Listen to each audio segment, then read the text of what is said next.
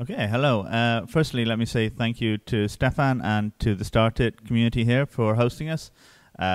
We hold the Roguelike Development Conference in a different location every year, and it's great to visit different countries, meet different independent communities, and it's fantastic to have people like Stefan and the Startit Center here that are happy to host us and organize this, and they've done a fantastic job setting all this up, so thank you very, very much. So, my name's Darren Grey. I host Roguelike Radio, and I make a lot of little tiny roguelikes, and I like roguelikes quite a bit. And I'm going to talk today about why we make games. Now, I'm going to be talking about that in relation to the traditional roguelike game maker, but also thinking a little more philosophically beyond that, why we make games in general. So, why we make roguelikes, why we make games, why are games even a thing? And I'll be pursuing various fields from sort of evolutionary psychology to a bit of history and anthropology, but don't worry, I'm going to end it on some really boring graphs, so it won't get too exciting. Now, what really interests me in this area is the fact that most of us, pretty much all of us really, when we're children, very naturally make games. So this is a young girl drawing a hopscotch grid. I don't know how to play hopscotch. I once did, right? And most children you speak to know how to play hopscotch. They don't learn it from adults. They learn it from each other. There's a whole sort of a layer of game-making society and game-playing society there, which is entirely constrained within children.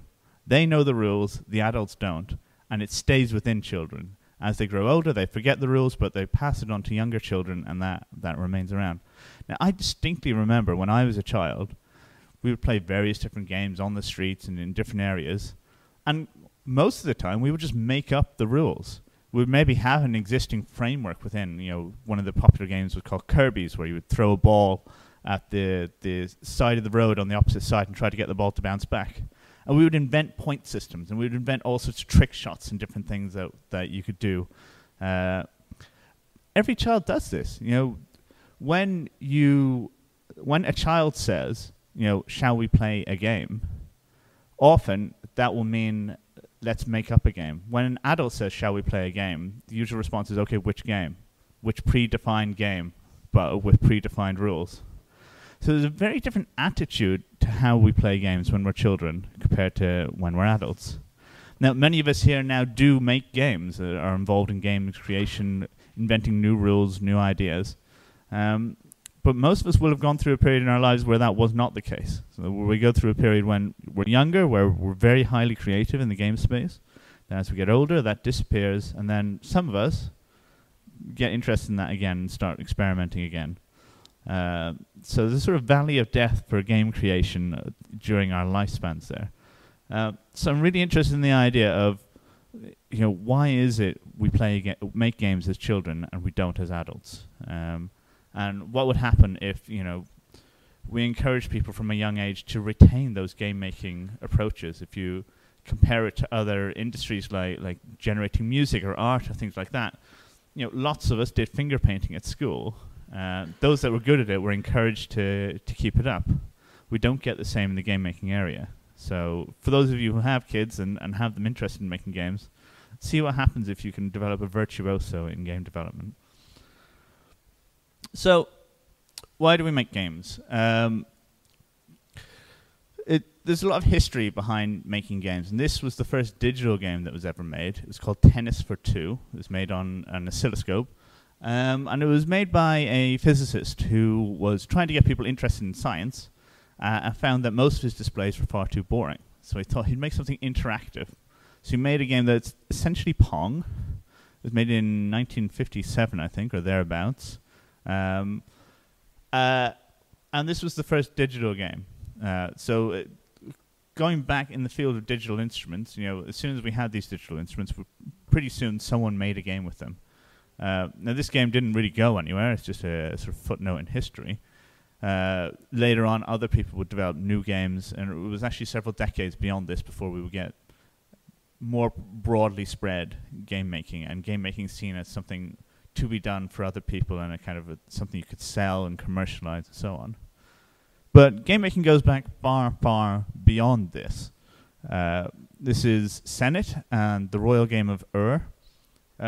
These are both over 5,000 years old. They vastly predate the writing of the Iliad and the Odyssey. They have rules which we know now that we can follow now. Game making is very old. You know, it's an ancient pastime. Game playing, we know that people used to play games with all sorts of different things, like tossing bones as an early form of dice. But these very structured, very specific ways of making games and inventing rules around these pieces and moving those pieces and how you compete with those pieces goes far, far back. And some of the ancient games are still around today. Go is still a highly played game. Go is probably around 4,000 years old, it's believed.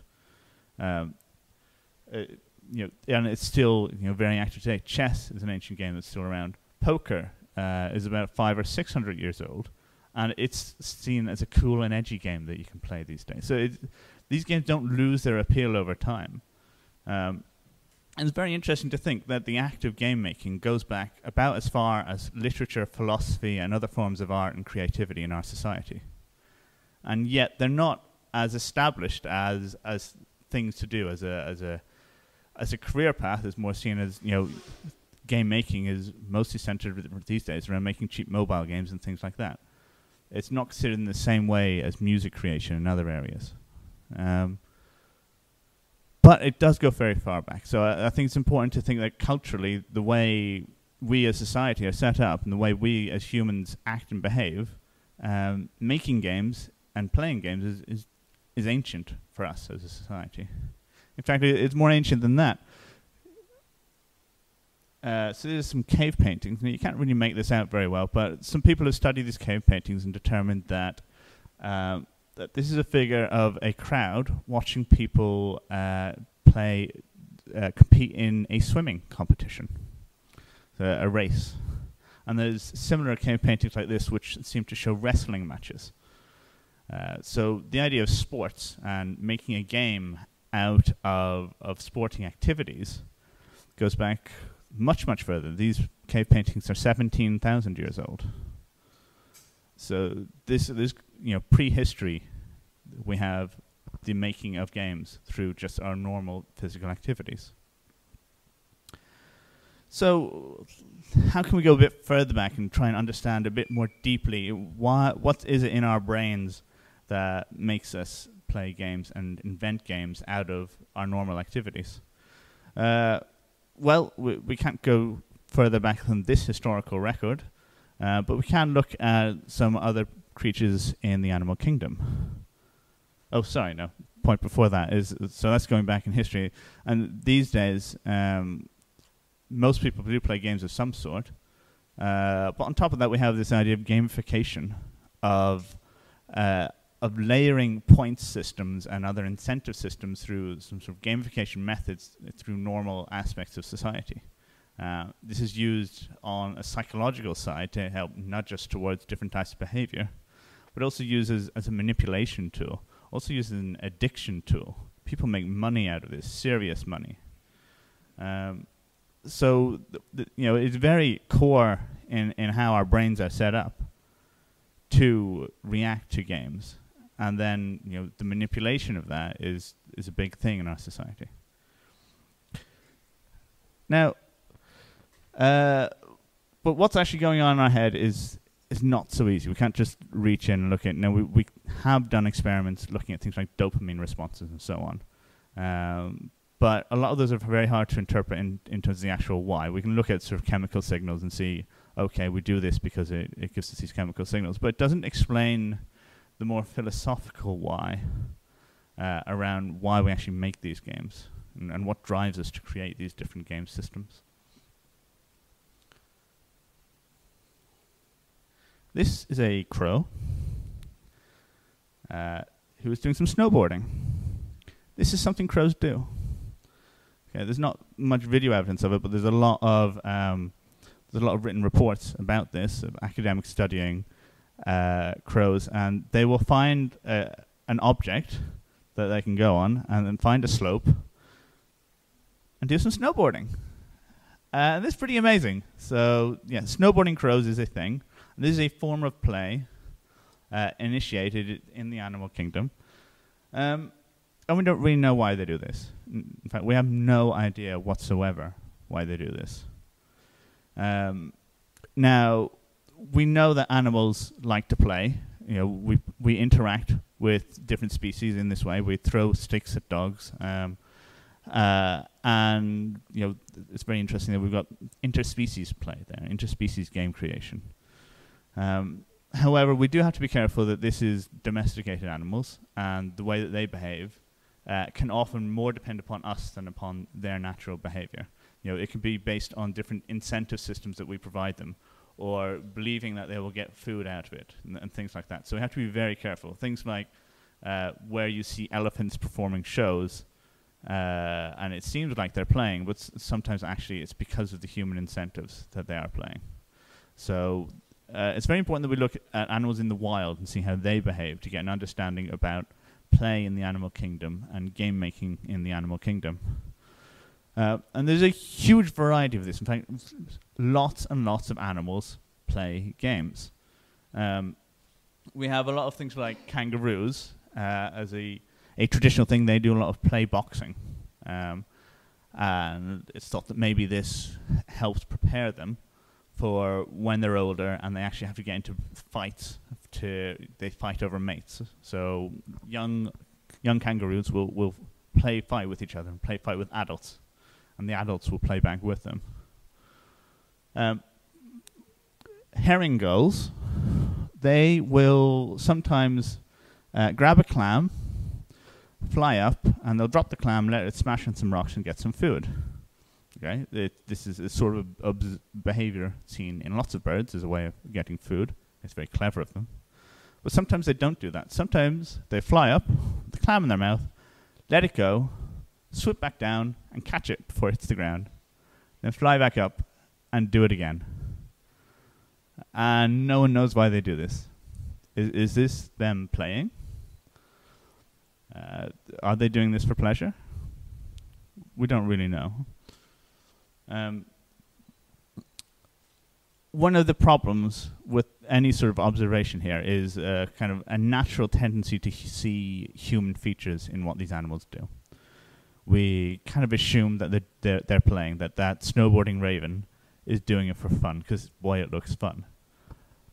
But, you know, it could be for other reasons. And there's a lot of literature around observing animals in the wild and animals playing different games or getting involved in recreational type activities, activities that have no obvious advantage to the animal.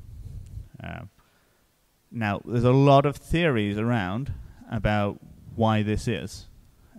So one of the theories on this is it's a way of honing kind of their flight skills.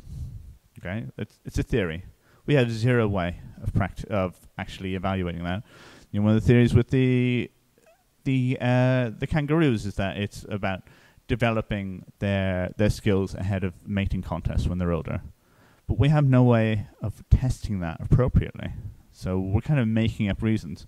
The crow, you know, the researchers that have been observing this behavior in crows are very keen to point out that for all they know, this could be like a display behavior in front of other males, you know, to try and display dominance.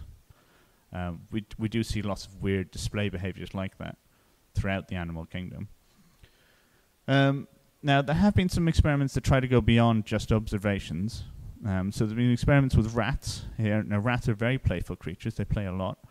And they fitted some rats with some special goggles that meant it was harder for them to see other rats, which meant they couldn't play with the other rats very easily. And they found out through that the rats that couldn't play, their brains didn't develop as well. So there may be some neurological development associated with play.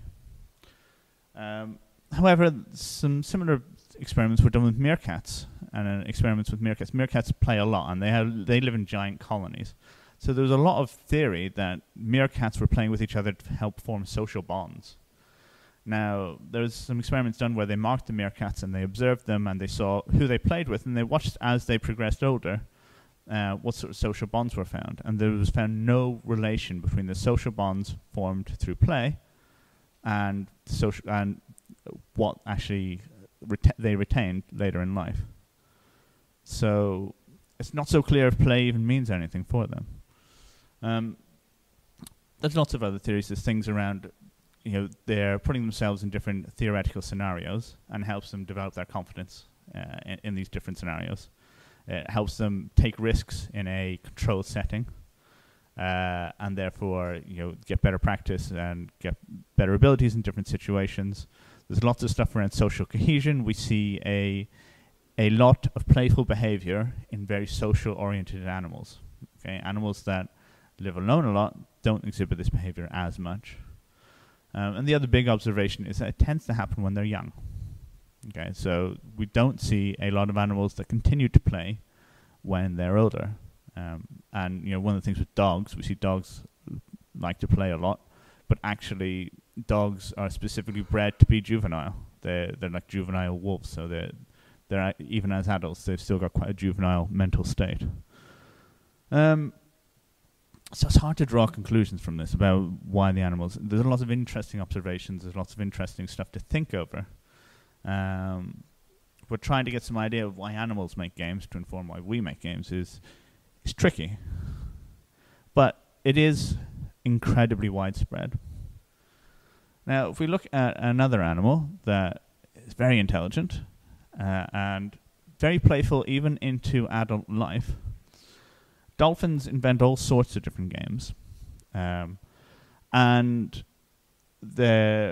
they react very well to their environment. They might find some seaweed and decide to play tag with the seaweed. They'll attach it to each other and then chase each other. Some interesting behavior. They will blow little rings of air in the water and then chase through the rings or play with the rings of water. They'll play with each other. In this case, actually, this is two dolphins bullying another dolphin because they decide they don't like it, so they play some teasing games on it and restrict his swimming. Dolphins are vicious, horrible creatures, beautiful though they may seem. One of the more interesting aspects of dolphin behavior is that it's been found that where you have a particular group of dolphins and they have specific games within their group, if you move one dolphin from that group to another group of dolphin, that dolphin will teach those games to the new group, and that new group will start playing the games that the other group were playing. So this is fantastically interesting that you've got this communication of game mechanics through. We don't really know how they communicate properly, but they do somehow. So there's a lot of interesting stuff here about the animal kingdom and how they play and why they play and how they transmit knowledge of play. But what about us adventurers? Coming back to what really motivates us. It's easy to take some of the ideas from the animal kingdom and look at child development, for instance. The game of Guess Who is a wonderful example of getting a child to think about what the other person is thinking about. There's some really good social skills that are developed through play here, because you're having to not just think through a mechanics piece, but actually think through ways in which other people think. And there's lots of games like this where you're maybe having to think about the person's next move. The whole planning ahead, not just for the environment, but for in the social context. But we don't really know. We can't really experiment on this very easy. And even if we did take sample sizes where you've got children that don't play games and children that do, there's far too much noise in the system to be able to say that later social behavior is dependent upon this. But a lot of the stuff we see in children, we see in animals too. Play fighting, for instance. Lots of wrestling. Boys especially tend to wrestle more, and we see that in the animal kingdom too.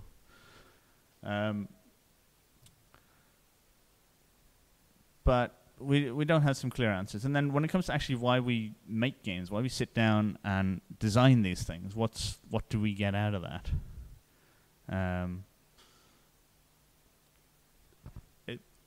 there are no studies on this really. There's nothing that really delves into what's the satisfaction we get out of this, apart from things that are related to creativity in general. There's studies on why we make music. It's not really clear why we enjoy music, much like it's not really clear why we enjoy games. And then it's not really clear why we make music either. It's all very confusing. We can see these behaviors exhibited in animals, but it's very hard to draw firm conclusions from that. And although we can easily come up with ideas, I'd always say, without real experimentation to evidence that, all you've got is conjecture. And it could easily be that there is no good reason why we enjoy this. That a lot of what we do is based on lots of very complex evolution and psychology. We got these many neurons going on inside our brain, and we know full well from the sort of games we make that you get all sorts of weird bugs from legacy code. So we don't know what it is that's coming through from our past behavior, or through our past evolution of all these ideas of games that maybe were helpful developing skills when we were more basic primates, and now those ideas are still left around, but the necessity for them isn't so strong anymore. But we still have the drivers for that. Which brings me to a lovely quote I like from Westworld. I read a theory once that the human intellect was like peacock feathers, just an extravagant display intended to attract men. All of art literature, Beethoven, Mozart, William Shakespeare, Michelangelo, and the Empire State Building. Just an elaborate mating ritual. Maybe it doesn't matter that we have accomplished so much for the basest of reasons. But of course, the peacock can barely fly. It lives in the dirt, pecking insects out of the muck, consoling itself with its great beauty. So yes, we console ourselves with our great beauty with these games that we make, but maybe we are just primates pecking in the dirt, and there's not really anything of value we do here. That's a nice thought. So, that was the exciting part of my talk. Now we get to go on to the bar charts. So, we've talked about sort of the kind of psychology of why we make games, and kind of this trying to think at a more basic level why this happens, what motivates us. So we've been through some of the high-level stuff and trying to dig into what motivates human beings to make games, and what motivates creatures in general to make games. It'd be interesting to see, for instance, if we ever encounter alien life, if they make games. Or, if we invent AI, if it makes games, if it likes making games. Preferably that don't involve killing us. But coming away from that, I did say at the start that I want to look at why the roguelike community makes games. So I ran a poll, put this online, sent it to the roguelike development community on Reddit and to my Twitter feed. And the poll was asking a bunch of questions about what motivates you to make games. It's got 293 responses, so I'm going to go through some of the results and pick out some of the thoughts from that. Now, so this was focused at the roguelike development community. So most of the people were solo developers that were hobbyists. Well, there's a few commercial people in as well. There's a mix of people with different experiences. Some have been making it for decades, and some of it for less than a year. Quite a lot of people have never actually released a game. So this was, the question was, have you ever released a game? How many games have you released? Yeah, so there was actually, let me just check the stats. There were 7 people that have been making games for 11 plus years and have never released a game, which is kind of shocking. But fine, whatever floats their boat. And most people were making games for PC Mac and making roguelikes, but quite a few people making roguelites or real-time roguelikes too. So I asked all these people, about a bunch of questions about, firstly, why you start making games, and things like, was it down to a compelling game idea that you had? You had this clear vision and you wanted to make it. Was it using it as a way of learning to code? I know quite a lot of people that have done that. Was it for social reasons, making it for friends or making it for a community? Was it the challenge? Was it just something that seemed fun? Was it a curiosity piece? You were just playing around and thought it would be an interesting curiosity to try.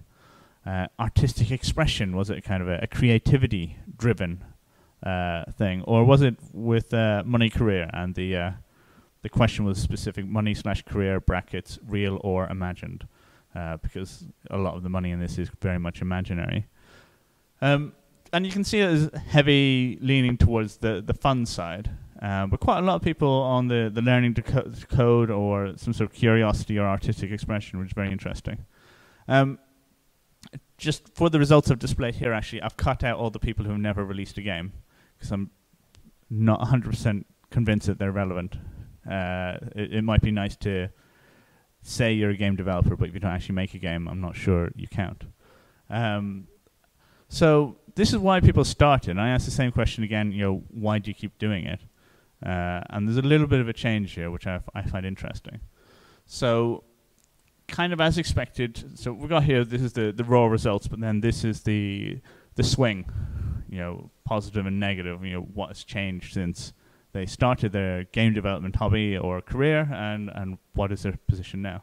And we see a lot of people that learning to code stops being an interest, which you'd kind of expect. Once you've actually made some games, you're not learning so much.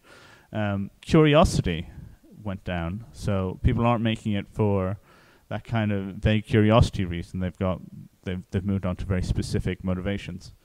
And interesting things like challenge and fun have increased rather than decreased, and compelling game ideas has increased quite a bit too, and artistic expression. And money/career has increased massively. I mean, it went from a very, very minor thing to quite a big thing. So there's clearly a lot of people that got into it with no idea that they'd make money out of it, but now they are doing so. That's interesting to see. But what can we actually learn from this about why people make games? And it's clear that most of it is around this fun area.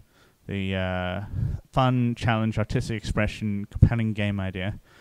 These are all about, general kind of things we enjoy, general motivators for a lot of hobbies and things in life.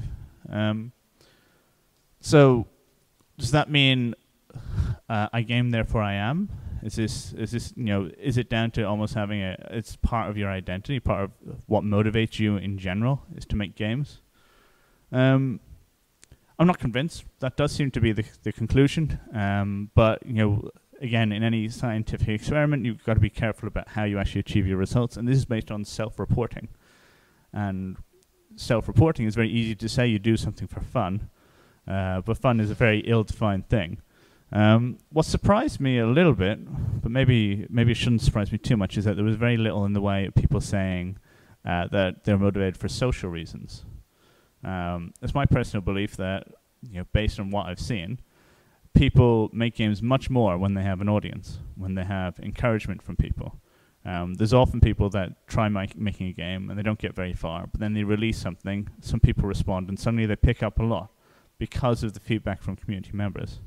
And I know a lot of the major developers of big roguelikes say that they are really spurred on by their communities that support them and encourage them with new ideas, with requests, and so on. And having the feeling of an engagement with an audience makes a huge difference to their driving to make games and to develop. So, but we got very little response on that. That was not a big thing for people. But I think it is, but people don't realize. I think there's probably other factors. There's other things I haven't gone into. One thing in roguelikes in specific is playing around with procedural generators and playing around with code. There's a kind of raw fun to that. Procedural generators in particular are very different from a lot of other types of game creation where you're creating static content. It's almost like painting a picture. You kind of know what you get in the end, whereas a procedural generator, your own creation, can surprise you. And that's one of the big motivators of working in this area. But, you know, the main outcome seems to be that there is just some fun thing to it. We don't really know why it is fun for us to make games. We don't know why we stop doing it at a certain age in life and then pick it up as a hobby or a career later. I think it would be great if making games was considered similar to making music or making art or other forms of creativity. But it isn't thought of in that way, even though it has exactly the same sort of history and background. And we even see it in the animal kingdom, and we see it very, very locked into our whole psyche and our society. That's it. Thank you.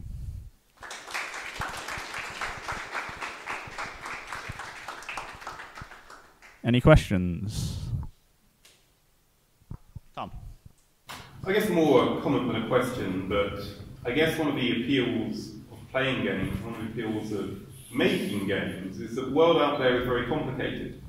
And games have an appeal because they're sort of understood, simplified systems. So I feel when I play a game, I can learn the system, I can learn almost all of it. And therefore, you know, I kind of feel comfortable about when I'm making a game, I'm building my own explicable system that, again, I understand. And perhaps when I interact with the real world, it's too complicated, and the only way I can start to understand it is to do exactly the same thing, to start building a simplified model of how I interact with people. So perhaps that's part of the appeal. It's something we have to do to deal with the real world, is to build these simplified systems. And yet, or similarly, in games I am building a simplified system, I'm interacting with a simplified system, and that's a nice feeling. Do you think there's any link between that and creating religions? Whoa, that's a deep question. I'm not going to comment on that. There's a similar thing, like a complex world, we want answers or solutions to that complex world. So you come up with other, I say religion, but any sort of mythological thoughts or supernatural explanations of things, for which, you know, the natural explanation is just too complex. But yeah, it's a very interesting thought. But you don't believe in the system. Like, you don't take it as a... You can take it as a story, you can take it like that, but you don't, like... You just don't believe in it. Yeah, it's a different sort of coping mechanism, shall I say. It's similar, yeah. It's a coping mechanism. So there's some interesting experiments done with putting people in a room, and they're on the other side of the glass screen is a scoreboard. And at random intervals, the score will go up by 1. Okay? And they put people in the room without any instructions and saw how they reacted. And people started trying to make the score go up. And they believed that it was based on something they were doing. So they'd start putting their hand on the desk and things like that. It's down to the same sort of like supernatural explanations we give for different things, the luck-based things. We got this kind of observation bias. Oh, I happen to have my hand there at that point. Therefore, that's why the score went up. Oh, it didn't go up that time. I must have had my hand wrong. I must have to have the thumb off. And people come with all sorts of crazy explanations like this. And in this thing, some people were throwing themselves against the glass or screaming at the top of their lungs to make the score go up. And I think that's a sort of interesting crossover between religion and gaming. And you see people in games, they believe certain things they do in the game is causing some outcome. Now that same experiment has been performed with animals. Not in quite the same way as with like a food reward. Similar behaviours have been observed. Pigeons, placed beneath a chute that disperses food pellets at random intervals, will start behaving specific behaviours. And each individual pigeon in its own little cage will do something different. One will be pecking in a certain way, one will be flapping its wings in a certain way. So, you know, at a very basic behavioural level, you know, we come up with these kind of, it comes down to the whole pattern invention, pattern recognition, trying to adapt our environment. We seek simple solutions. So I heard, like, why do we play games? So the exercise thing was on point, like we exercise our social skills, we like understanding systems. Oh, yeah. Yeah, but then some experiments we've done with certain creatures found that it made no difference. So with other creatures it does. So It's not so black and white based on the experiments. We've got lots of ideas, but the actual research is very inconclusive.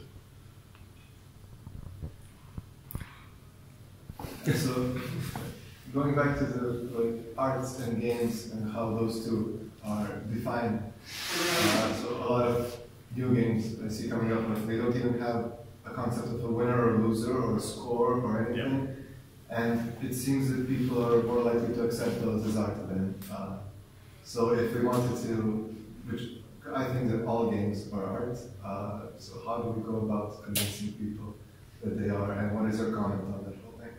Yeah, I mean, I think that actually, so the idea of games without specific objectives and scores is much older than modern video games. In fact, I think video games have gotten into this trap of it all being about specific controlled mechanics. Whereas if you look at children, if you're playing Cowboys and Indians or whatever other game a child plays, it's not about winners and losers, it's about having fun through an interactive experience. So I think people need to really stop getting so caught up on this very, very narrow definition of a game. If you play it, it's a game. If the verb play is used, it's a game. As for games as art, yeah, games are a form of art, and there's a gradient there. Even the lowest game has some sort of artistic expression in it, even the most basic game. Just as the most basic child's scribble has some sort of artistic, creative expression there. They're all outputs of creativity. It's a matter of how you define the higher art within that. I do think, in certain cases, getting away from the whole points-based model helps with that. But then, in some cases, like Tetris, I think is almost like the point-based model of gameplay defined into an almost like artistic focus. So I think it can go both ways. You touched on the subject of evolutionary psychology and maybe the possibility that whatever drives game behavior is actually like maybe an evolutionary relic that doesn't really have any reason today. However, like from that standpoint, isn't it like I'm not asking you to hypothesize, but for certain definitions, I mean, those birds look like they're having fun. They look like it. Yeah, and I know we're personifying them. However, if you define fun, and that's a big if, like an activity that doesn't necessarily benefit you in any way, but you still derive pleasure, because whatever birds do, they have reward and punishment centers in the brain. It's the major motivator of everything we do. So clearly, whatever they're doing, something is motivating them to do it, and if we can't find another word for it, well, let's just imprint our word fun on it. And what I'm trying to ask you is, so why not just leave it at that and just say, we can't know what they're doing. And well, we say we can. I think with further research we can, the right sort of setups and experiments. There have been attempts to really see what's the results of that. You know, is there some benefit to different animals and different play? I mean, importantly, I think if you were to take the same shot of like an elephant playing with a ball, you may think, oh, he's playing with the ball, he looks like he's having fun. You might not have the context of he's been whipped for several years to force him to play with the ball in that way for an audience. Yeah, but that's the point. I'm sorry to interrupt. There is no stronger whip in nature than evolution, what evolution has imprinted into these basic structures of the brain. And what I'm trying to ask is, would you think, after doing all this research, that it's possible that games, while they no longer have any intrinsic value, have certain, if they're here, they had to have some value over the course of our evolution. They wouldn't be here as a dead end. I mean, if they're here as a dead end, they had to have some meaning sometime when they wouldn't be here right now in our brains. I completely agree. That's kind of what I was trying to drill into, looking at the animals. You know, if they have some sort of evolutionary history, we should be able to see it in other animals. We should be able to have very clearly defined markers. Now, for some types, it seems reasonably clear that they are developing behaviors that will help them later in life. Things like lions play killing each other, pouncing on each other, things like that. That seems really clear. For some of the more recreational fun, dolphins playing with air bubbles, you know, they'll just make air bubbles and start playing around with them in the water. And that is like the closest type of thing to our type of game making, where we're making games and playing them for recreational purposes. What does recreation even mean in a wild habitat? It's an interesting area to explore. I don't think there is a clear answer. But I do think it's worth us trying to investigate more to figure out, is this our brain self-flagellating to push us towards certain types of things that are no longer even relevant for our brain, or is there something deeper here? No. Yeah.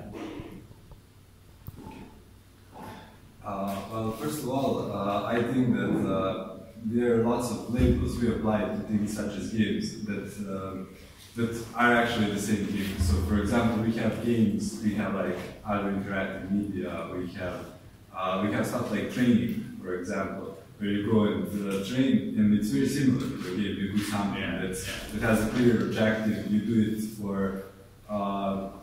It's basically the same game, and I think that there's a certain bias to it. Like there's a game. If you think about the game, you think it's just for fun, and that it's well, obviously we don't think so, but the wider community probably has a bias that it's about more that it isn't a productive,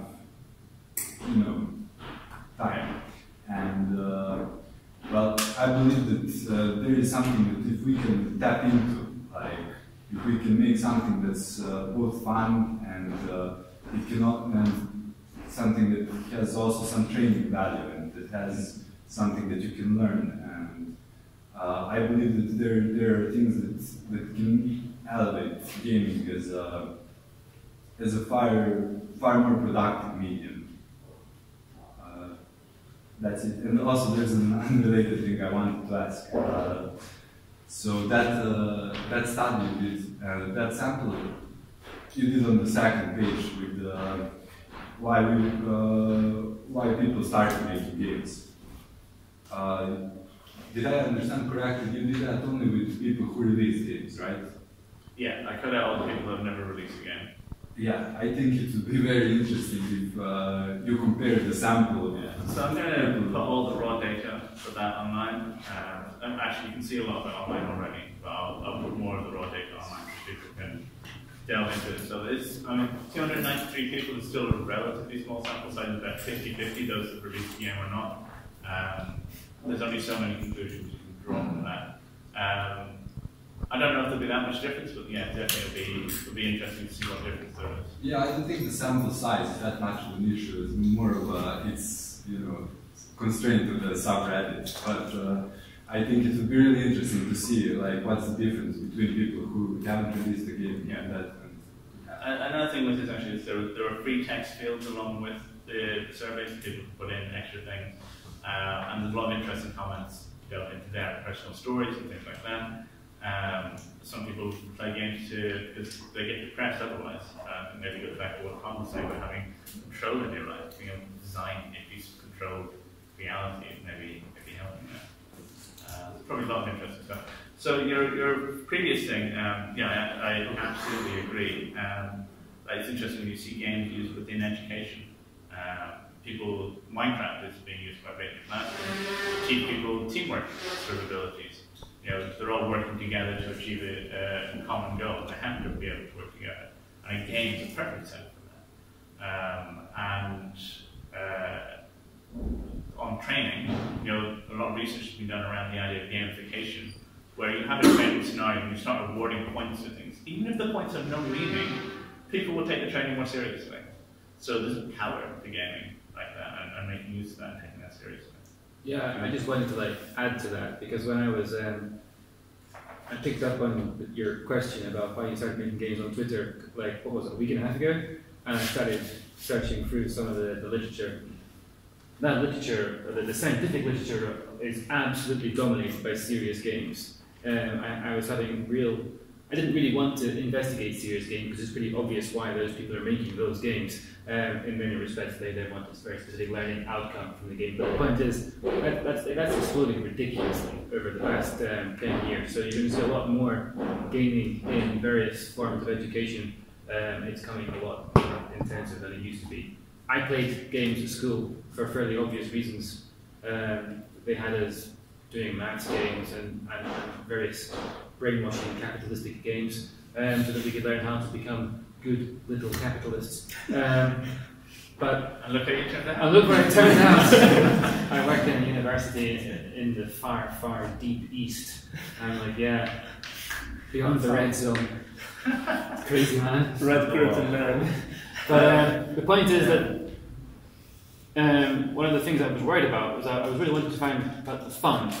The word fun. The first time I ever searched for fun in the scientific literature. It's not a very popular search term, apparently. But it is there. Fun has no definition. Yeah. You know. I think I'm happy to take the crow's fun as a null hypothesis for the moment, that they're just having fun. Until proven otherwise, that would be like my belief. But who knows? Then, you know, why are they wasting effort on that? You know, that technically, on an evolutionary level, that's a flaw. Now, we can get flaws. It can't be that big a flaw, they're still around. Yeah. Why? The crows are everywhere. So whatever's in their mind that's making them do that, it's worked for them in the past. Maybe their games are different now because they've got a lot more plastic discs that they can use to like skateboard on than they had previously. There's specific creatures that have evolved to go to very specific mating grounds.